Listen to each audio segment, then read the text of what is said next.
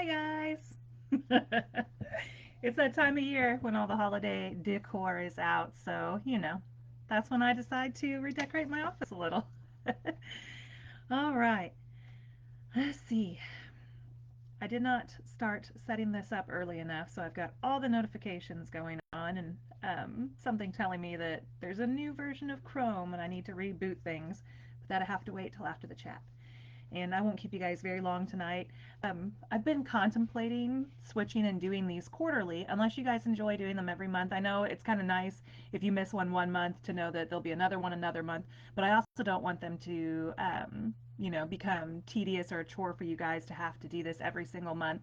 So and it is something where if I did do that and if I did change like the giveaways, I'd probably still do a monthly giveaway. Or if I switch that to quarterly, they would just be bigger giveaways, and hopefully it would be for like the new book releases. I'd I'd like to I'd like to be releasing at least a book every quarter. That's the goal I'm hoping to get back to.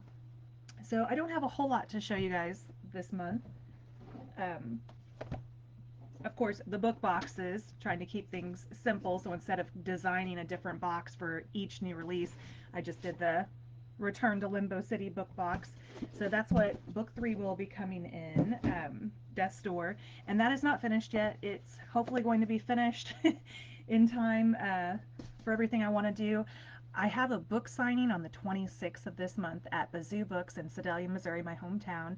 And my fingers are crossed. I don't know if I'll actually have the new book out in time for that, but it's been a couple years just because of cancer and everything since I've done a book signing with them. And I haven't done a signing at their new location yet, so I'm kind of excited to see how that's going to work out. It's a little smaller, but it's still a pretty neat location, and yeah, I'm really excited to see how that goes. So let's see, I think that same day, October 26th, I'll also be doing a signing in the morning. It won't be for me, it'll be for my budding bard teen authors. Volume 10, I've already ordered those books, they haven't come in yet, but Volume 10 is releasing, and I had 10 kids that finished their stories and went in the book. We always have a few more in the workshop, but it's tough when they're young authors, and especially when school starts back up, to get their stories finished or finalize editing them when they're busy with new sports and homework and things like that. So we always have a few less that are actually in the book. But we had 10 in the book. This is our biggest book so far, and it's volume 10 and 10 kids. So I thought, well, that's kind of fun. It worked out. And I think it's over 250 pages. Some of these kids wrote a little longer than usual stories, but it was fun. I think they all did a great job. It took me a while to edit that many short stories, but the editing's done for that. I'm back to working on customs, back to working on the third spinoff, and I'm missing comments. Oh, that's from my honey bunny. Thanks. Oh, let's see. I look forward to them. Oh, my monthly live chats. But you get a chat every night, so that's different, honey. See, Greg, I so wish I could get out to Missouri. Yeah, I'm looking at some other events too. Mostly it's going to be probably centralized because we're not big on flying, and it put a little bit of a bad taste in our mouth, I think, when COVID happened, that we were set to fly out to California for the Fantasy Book Fest there, and all of that got scrambled. And then, of course, through COVID and then through cancer. And instead of just refunding us, the airline gave us credits that then expired. So that was several $100s, poof, gone. So we hold on just a second. What's going on? I don't know. It just went Oh, black. well, you might try refreshing it because I'm still live on here. Oh, there it went. There we go. Okay, I'm sorry. So, all right. Well, hopefully I don't know if that was our internet having a hiccup, so hopefully I didn't miss any of you guys here. But anyway, we are looking at some other events, hopefully within driving distance. We do pretty good on road trips. I think that's maybe a Midwestern thing. Like we don't have a problem driving up to Michigan. Like we went to, oh, it was where the Bavarian Inn is in Frankenmuth, Michigan, and we've driven out to Denver several times for like the Mile High Con. We followed RT around to several places from New Orleans to Dallas. So there's a pretty wide range, and we would like to make it to Florida. We have done a road trip there. That's one of those where you have to stop halfway through somewhere, but There are several events in Florida that we'd really like to check out too. And speaking of Florida, I hope the Grim Readers who are in Florida, and I know we've got several, I hope you all are in a safe place and have all the resources you need. And this storm is looking kind of scary. So I know Robin and Sandy and my editor Shell's in the group. So I hope you're all safe. But yeah, so yeah, we're looking at lots of different events. There are several in the Kansas City area that I'm really excited to check out, mostly because we have family there that we can stay with and visit. My brother and my sister both live up there in that area, and some of my other friends that are moving that way just to be closer to family. But when I went up there to visit my sister, and I think I showed you all those books last time, possibly, there were several really cool indie bookstores up there that I'm hoping to do some events at. And I think they do some bigger group author events too. So Colorado, Texas, New Orleans, even up like around the Chicago area, there's there's some fun places.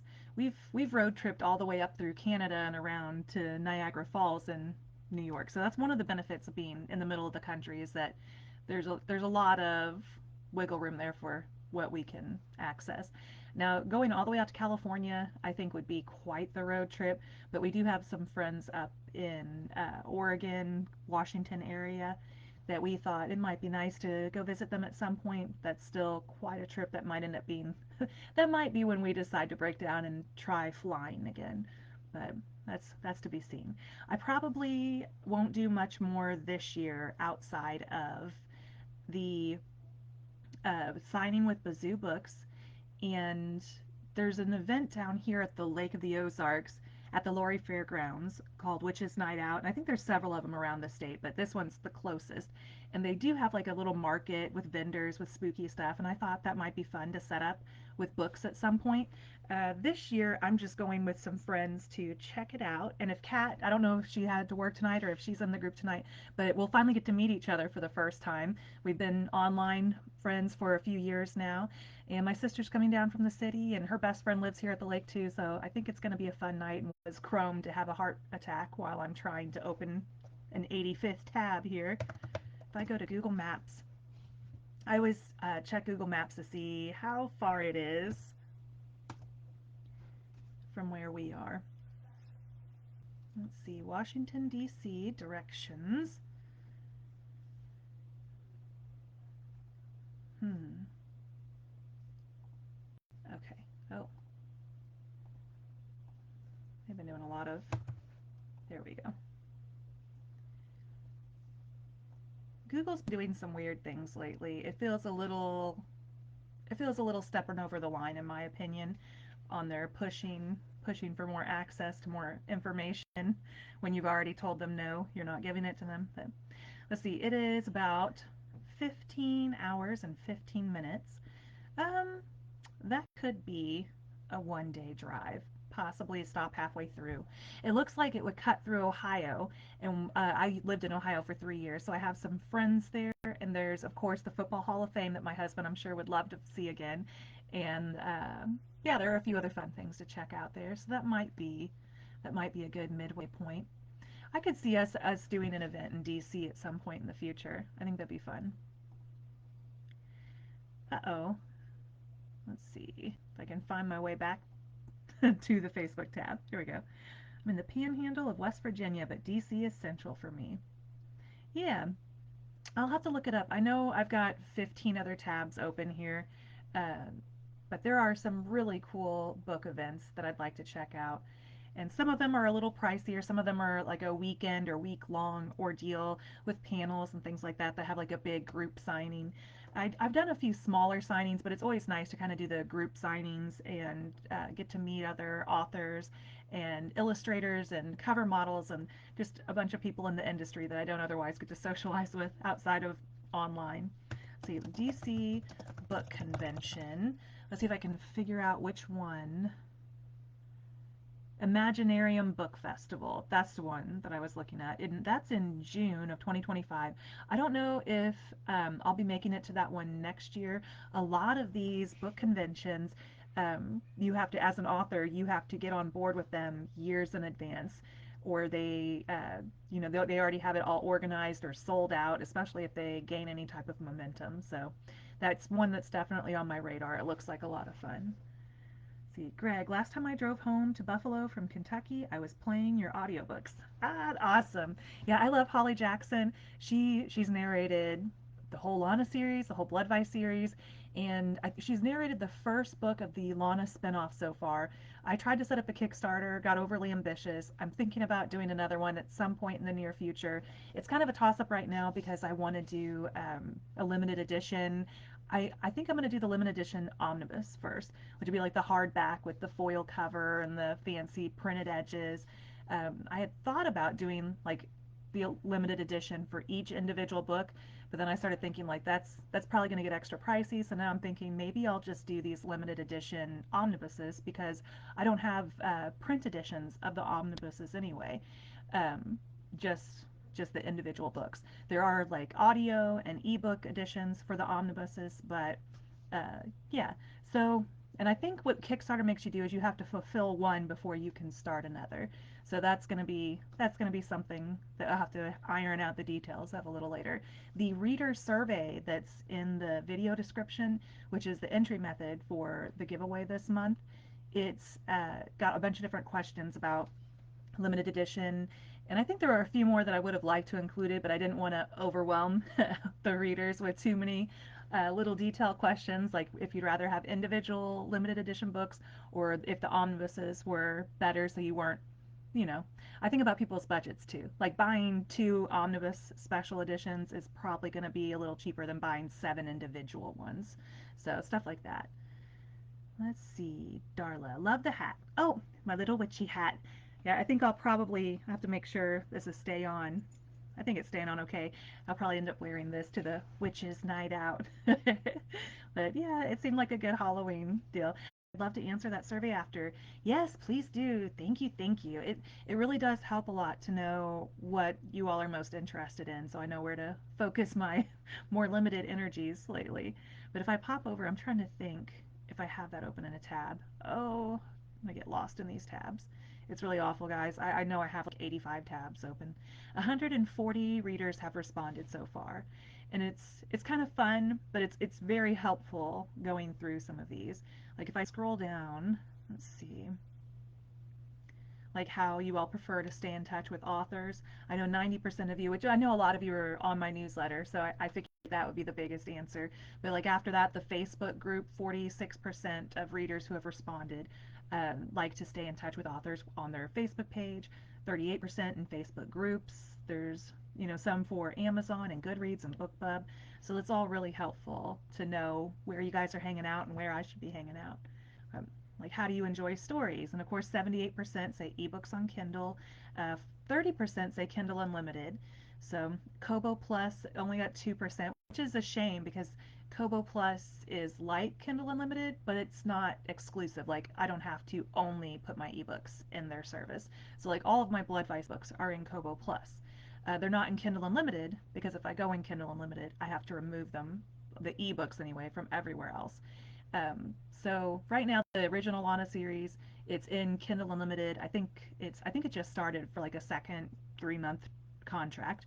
I'm debating if it's going to stay there or not. I probably should do some advertising. I could be better about that. And see if it's going to stay in Kindle Unlimited or come out and go back in the other stores. But that's kind of the difference there. I've been doing more Kobo Plus promos to try to build up a readership there because it would be really nice to have my books available to everyone everywhere still, but you can still do the subscription service like Kindle Unlimited, but with Kobo instead, and it makes it easier on the authors and makes it to where we don't have to be quite as exclusive. So let's see, other questions I had in this survey that you guys might find interesting. I asked how you all felt about special edition hardbacks, and of course the form's still open, so I'm still getting responses from it. But I asked how you feel about special edition hardbacks with fancy foil dust jackets and decorative edges, and 37% said not worth the hype or extra expense, but 63% said, so fancy, yes please. So that's kind of encouraging for doing the special edition hardbacks. And it's not to say that you have to do these things, but to have them available if the majority of you all are interested in those, I definitely want to make them an option. So let's see. And then I asked if you just wanted the book or if you wanted like a themed box with extra goodies, which everyone seems most excited about a theme box with extra goodies in there. I asked about audiobook stuff, like the Kickstarters with audiobooks. And of course, that's always a split one. Not everybody listens to audiobooks. In fact, 49.3% of people who've responded so far said they don't listen to audiobooks. So what surprised me quite a bit is 12 people, or 8.6% at this point, said that they would like to have audiobooks on CD. So, and while that's a small number, it's still 12 listeners. Uh, I think that's something that I could do as a project in the future, is maybe to release some of these audiobooks on CD. So I'm a little old school and we still listen to CDs in the car. I don't know if the newer vehicles, like we both have older vehicles and eventually we'll have to get them replaced. And I think one of the things I'm most concerned about is will these newer vehicles still have CD players in them? Like that's gonna that's gonna be something that bothers me if they don't, because I still have a ton of CDs. So let's see. Scrolling down. Special editions. A lot of people replied that they would like a special edition to be a pre-order from an author's online store versus like on Kickstarter. Um, in fact, 52% said they'd prefer a pre-order on an author's store versus 15.7% said they'd do Kickstarter. So that's kind of where the idea of doing Kickstarter, it's a safety thing, because if it doesn't fund, then nobody gets charged and the project just doesn't go forward. Because if we did something like this, it would be through a big printer and we'd be ordering in like probably a minimum of 300 of these special editions.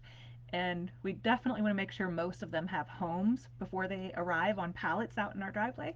So yeah, it's definitely one of those things. We don't want to buy all this and then have to figure out where to store it all. So if they already have homes, if people have already committed and on Kickstarter, then, then they get charged at the end of the project if it's fully funds. And there's a lot of extra fun things like actual metal coins that I'd like to include, some fancy foil bookmarks or prints like postcard size prints, things like that I think would be fun as swag. So let's see. I think that was about it. There are a few personalized questions that I need to go through and reply to. Um, but it's been kind of fun. It's been a couple of years since I've done one of these reader surveys.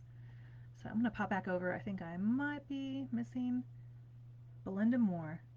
That's not nice. You should be able to sell anywhere. Sorry, I missed your. It must be in regard to like the Kindle Unlimited. Yeah, there are a lot of people that like reading on Kindle Unlimited, but that is definitely the downside of it. That if an indie author anyway, these big name authors, they can negotiate with their publishers a better deal to where their books can be in Kindle Unlimited and available on Barnes and Noble, Nook, or Kobo. But as smaller authors, if we want to be in Kindle Unlimited, we can't sell our book on any other ebook retailer.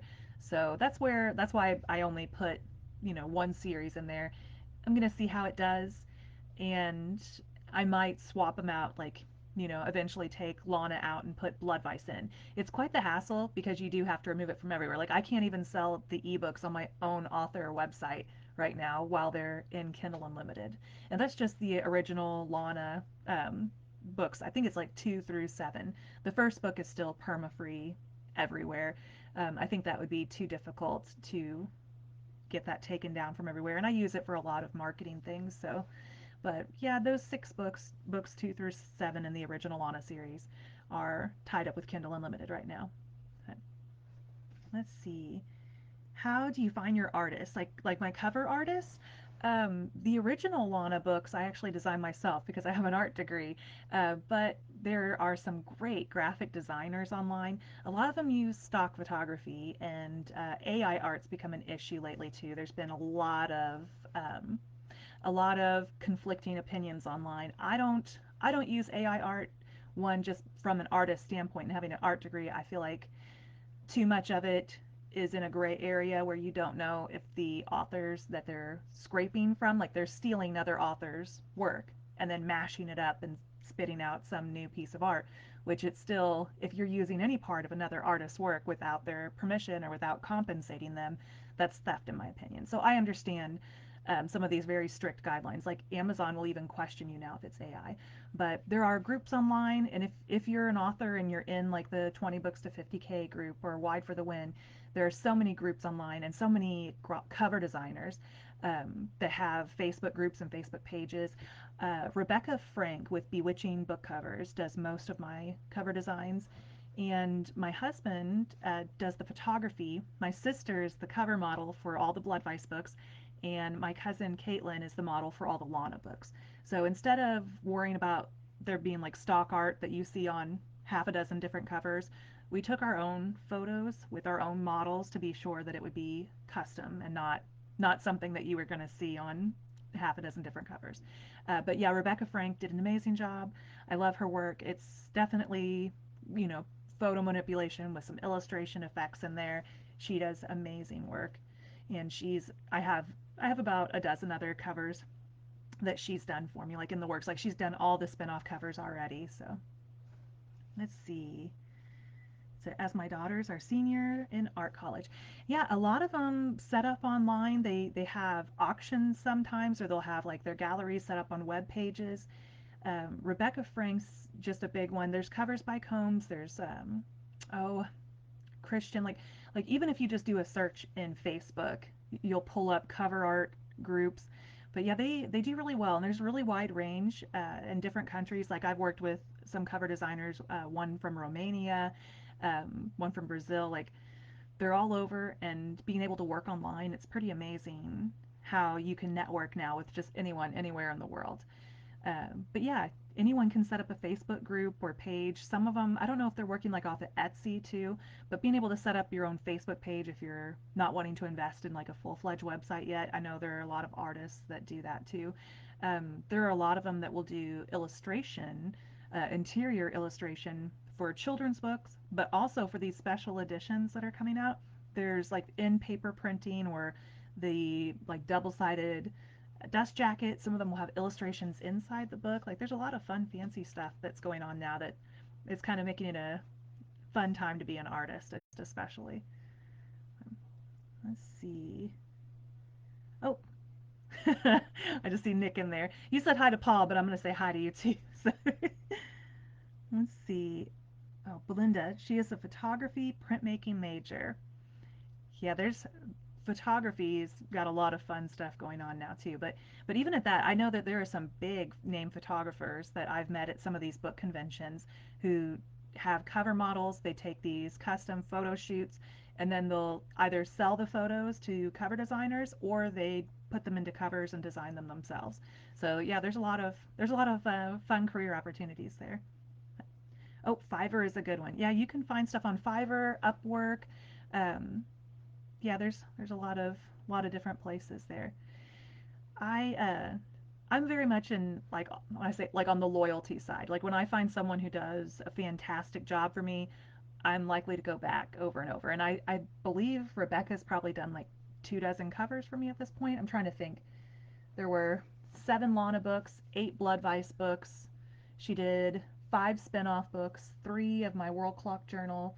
Like I'm very much in that. It's the same way with my audiobooks with Holly Jackson. Like she did all the Lana books, all the Blood Vice books. It's just, when you're building a team, when you find someone who does a great job and who's reliable, you, you know, you stick to them like glue. So, all right, guys. I'm trying to think. We talked about the survey. We talked about the book stuff. I was talking to you about the special edition stuff that I'm kind of working on. I wanted to, and I don't know how, mock-ups for these covers or interior art or prints and let you guys vote on them in the group. So that might be something fun in the future. But if you can see some of that, my art skills are just a little dusty. And that's just an early sketch. But I think that it's going to be kind of fun getting to do some of that. I'm hoping to do some of the artwork myself for the special edition stuff. Um, I may include like the covers that Rebecca Frank did in the inside of the book, like before like with the chapter headings or something. And we'll have to see how that goes too. That might be something that's like, what do they call that? A stretch goal, I think. It's either a push goal or a stretch goal, something like that in Kickstarter, to where if you meet further goals for funding, you get extra things included.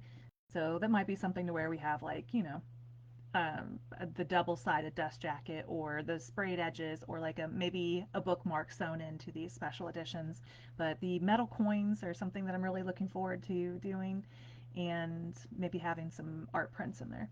So, see, Darla, I'm hating AT&T, but hugs. Hi to Zaid. Try to catch it on the video. Yeah, I don't know if it's because I didn't close out of all of my let's see, out of all my tabs, and it could be on our end. I'm getting a few pop-ups too. Sorry guys if it's freezing up on you. It's almost 6:30 though, so I'm probably gonna go ahead and say goodnight unless anybody has more questions for me. Um, Sorry for the for the connectivity issues there. Belinda, so good for her to write, then do her own illustrations. Oh, your daughter? So it's good for her to write. Does she write like children's books or fiction, like adult fiction? But yeah, there's a lot of people that write and do their own illustrations, whether it's for children's books or some adult fiction. I want to say Annette Marie possibly does some of her own design work and writing. I love her work too, so that might be a good one to check out. Let's see. All right. I don't know if it's going to make any difference if I start closing out of tabs, but since we are at 6:30, maybe I'll maybe I'll go let the dog in for her cameo. I hear my kiddo giggle and he might step in real quick too, and then we'll just say goodnight. I hope you all have a nice, fun, safe Halloween season. We're doing pretty good so far. We got lots of baking to do and lots of activities coming up, but I'll be sharing pictures in the group. See if I can get the kiddo and the puppy. You want to come in and say goodnight? Yeah? Oh boy. So watch out for that. You want to step up here? Come on. You want to come up here and say goodnight, everybody. That's where she's sniffing me out. She's ready for her supper, I'm sure. All right. You gonna say goodnight, Sadie? You say goodnight. Say goodnight. Good night. Good night. Good night. All right. Okay, Lulu. All right, honey. I'll get you your nummies. Hold on. Really, Lulu. Dong, dong, dong, dong. Oh my.